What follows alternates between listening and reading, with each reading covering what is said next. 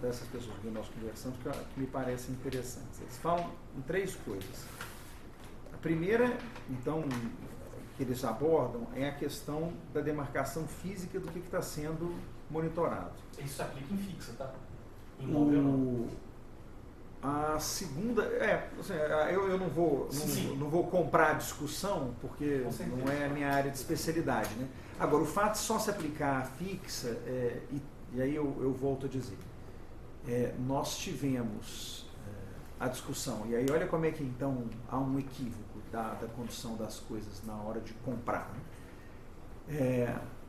Quando se discutiu a substituição da presença da guarda física nas UNEIs pelo monitoramento, se as câmeras móveis não admitem o processamento da imagem do ponto de vista de área geográfica não atingível, não se deveria ter equipado as UNEIs de câmeras móveis. Elas não têm.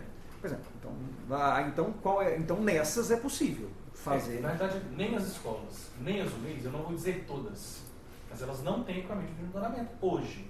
Só as que são PPP. Porque foi um fornecimento obrigatório. As da PPP são 45, né? Então, assim, já não é pouca coisa. Já né? não é pouca coisa. A gente tem hoje, eu vou colocar, saúde, educação, CRAS, CACS. Dá um total de mais de 550. Eu tenho a impressão que os da saúde, da PPP que está em trâmite, também tem exigência de monitoramento. Tenho quase certeza. O grande problema é que esses equipamentos são extremamente simples, mas você consegue fazer vídeo analítico com a imagem de um celular. Mas é isso que eu estou dizendo. Assim, não é necessário uma qualidade absurda. Todos eles falam, olha, Matheus, essa primeira, que é a da presença, essa é a menos exigente em termos de qualidade. Os softwares rodam com uma qualidade bem baixa.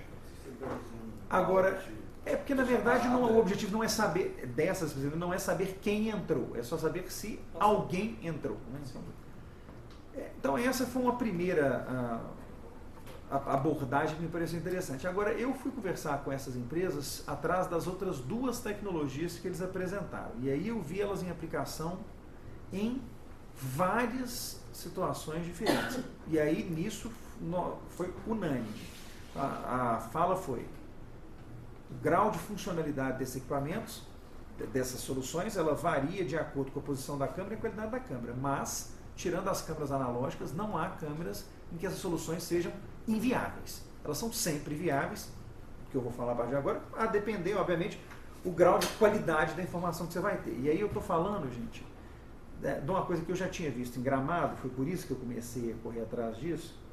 Gramado fez há um tempo atrás, para Gramado é uma solução simples, não sei quem aqui conhece Gramado, Gramado tem 2 antenas. Então, a cidade é muito simples de você monitorar quem entra e quem sai da cidade. Dá para pôr contador de pessoas.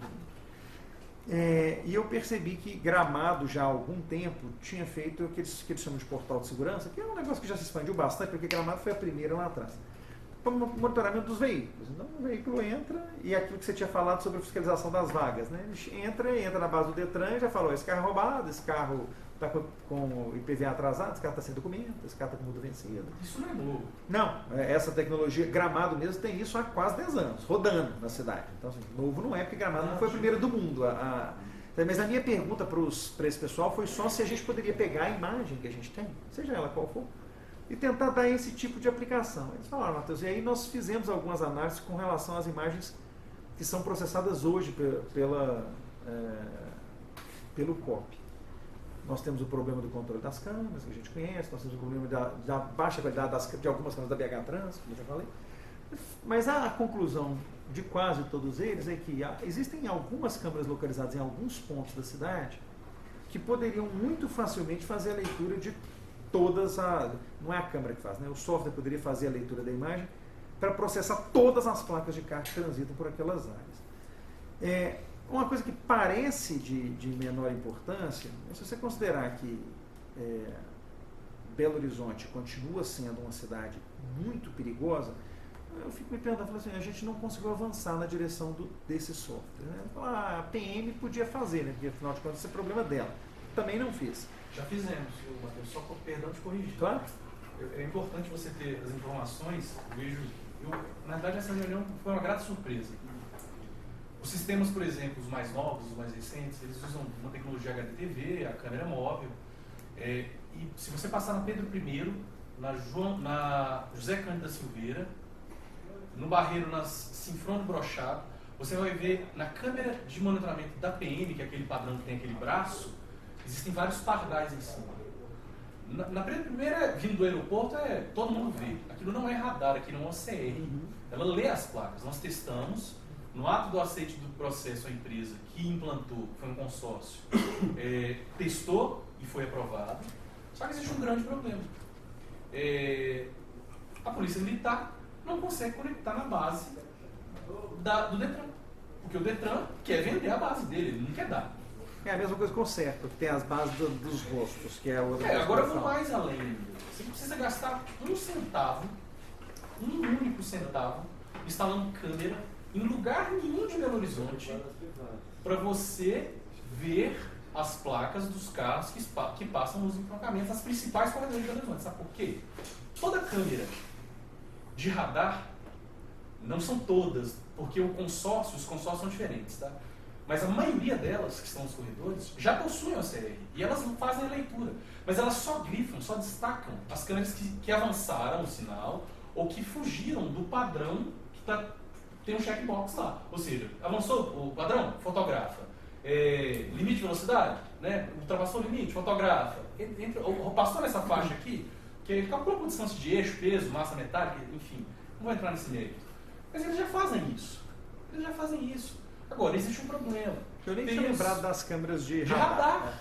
Ela é situacional, porque aonde ela passou, por que ela passou, porque quando você é multado no radar, quando você avança o radar, você pode reparar que sempre tem uma câmera na frente. Por quê? Porque é a infração, se você obstruir o acesso de veículos oficiais, você pode ser multado, você não pode. Você pode avançar que você não vai ser multado. Quando vem uma viatura, um veículo oficial. Aí tem aquela situacional na frente do avanço. As de radar também tem. Em que situação você ultrapassou? Você deu passagem, né? Você acelerou para dar passagem com uma ambulância, por exemplo? Você está isento.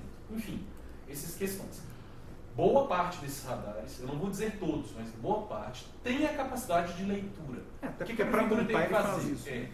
Ela teria que conectar com fibra ótica todos esses pontos que não são delas. Isso é barato? Não. E talvez não tenha sentido conectar todos também, né? Também mais uma vez a gente volta naquela questão assim, de escolher. A gente necessita ter acesso à base de dados do Detran. Por quê? Porque a gente não sabe o endereço desse carro, a gente não sabe o modelo desse carro, a gente não sabe sequer a cor. Você vai ficar muito mais estressado agora, então. Porque a outra coisa que essas empresas nos disseram é que eu fui para falar de carro. Isso é uma coisa simples, uma funcionalidade assim, até meio boba. Assim. Falar, a funcionalidade que a gente está vendendo agora e que faz mais sentido é a funcionalidade de reconhecimento facial. E aí mostraram, assim, eles ficam sempre muito entusiasmados. Eu faço questão de não conversar com gente que está prestando serviço para o poder público, porque quem está prestando serviço para o poder público não está fazendo nada, porque o poder público sempre chega 10 anos atrasado. Então, eu fui atrás de quem está prestando serviço para a iniciativa privada. E mostrando assim, o grau de precisão. Então, assim, várias empresas que têm bancos próprios de dados. Então, a empresa que ela já sabe que tem uns sujeitos que são os shoplifters, né, os afanadores de produto dentro da loja. Então, as câmeras já ficam ligadas, elas já identificam e falam, ó, aquele cara que sempre pega está na linha 3 do corredor 4 da loja tal. Pode encostar lá que ele está lá. E funciona com um grau de precisão, alguns sistemas que nós vimos com um grau de precisão assim, impressionante. Só que, e aí algumas delas ligadas a banco, que usam o banco de dados certo, porque eu nem sabia que existisse, na verdade nós já estamos todos ferrados. Não, mas de rosto. De rosto eu desconheço. De rosto ligando a CPF. Ela dá o rosto e fala, esse cara é o cara do CPF tal. A vida da gente acabou, a gente só não está sabendo. A sorte é que o banco de dados é caro e quem compra esses bancos de dados são bancos, pouca gente compra o banco de dados. E aí eu ia chegar, eu falei que você ia ficar mais irritado, porque assim, eu acho que o problema é muito pior quando a gente começa a falar do reconhecimento facial. Eu tive uma informação essa semana que eu achei muito positiva e depois fiquei pensando, falei, como é que isso é possível, né? O secretário Genilson, quando esteve aqui, falou que o parque municipal é monitorado pelos guardas que transitam por ali, e que há 9 condenados por prática de crimes sexuais reiterados que frequentam cotidianamente o parque municipal. E que essas pessoas já foram identificadas pelo monitoramento. Ele fala monitoramento no sentido literal da palavra, é monitoramento físico, né? As pessoas ficarem olhando. E eu fiquei pensando comigo, como é que os guardas identificaram essas 9 pessoas? Porque assim, não é um trabalho simples, né? Você identificar. E claramente, na hora que eu entendo que isso foi, porque viu que o cara estava numa posição meio suspeita, foi lá, pediu o documento, olhou o documento, julgou no sistema, viu que a pessoa tinha uma condenação. Não é fugitivo, não. Tinha uma condenação do passado, que não impede a pessoa de circular. O Parque Municipal recebe 120 crianças por dia das UMEIs. Todo dia tem pelo menos 4 turmas de UMEIs que ficam o dia inteiro no parque. Aí eu falei, gente... Você vai deixar o cara de olho? Né? Pois é, aí eu falei, não, e não é só esse o problema. Quantos a guarda não identificou? Porque ela identificou os mais bobos, né? Que ficam ali de uma forma mais ostensiva para ser vista, para quem passa. O cara fala, aquele cara tá com má intenção. Então, e aí na hora que eu vejo essas soluções, eu falo, é uma dó, né? A gente tem um problema sem solução, que é o compartilhamento das bases de dados. Então eu falei que dá para ficar com mais raiva, é porque a de carro parece até falar que é simples, não, mas ela é mais simples do que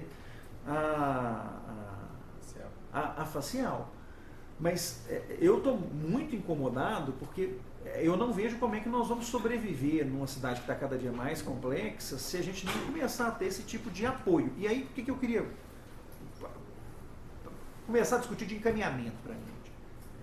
Na conversa com o secretário de Segurança, a pergunta que eu fiz para ele falei, ano passado eu destinei dinheiro para monitoramento eletrônico. Só que me incomoda muito que a única rubrica que eu tenha para fazer isso no orçamento seja a rubrica instalação e manutenção de câmeras. Porque, sinceramente, eu não acho que adianta a gente continuar... não estou dizendo que não tem que instalar câmeras, mas não é... nós estamos precisando investir na tecnologia e nos bancos de dados, do tratamento das imagens que eu já tenho, porque as minhas imagens são muito subaproveitadas. E eu vou dizer, eu nem estava lembrando das de radar. Se for pensar nas de radar, o número vai à potência infinita. Não, se você pensar nas de condomínio, então... aí se falar da integração das privadas, aí é que o mundo acaba. Você já tem que mandar para uma central. Hoje já existem também áreas de Horizonte. Existe. A Europa é o seguinte, você tem um prédio, você tem uma casa, você é obrigado a colocar uma câmera e disponibilizar a imagem. O cara consegue, ele clica, por exemplo, você está com essa gravata, você aparece na imagem, você é um suspeito. Ele clica em você, na sua gravata, acha essa gravata. E ele fala assim, eu quero, marca esse pixel, a imagem não posso por pixel.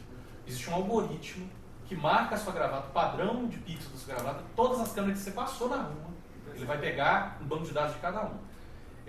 O que o Dória fez em São Paulo não é novo, isso Londres tem isso há muito tempo. Mas aqui em Belo Horizonte existem empresas daqui de Belo Horizonte. Eu fui na feira de São Paulo agora, foi recente, foi em maio, Expo Sector, muito boa.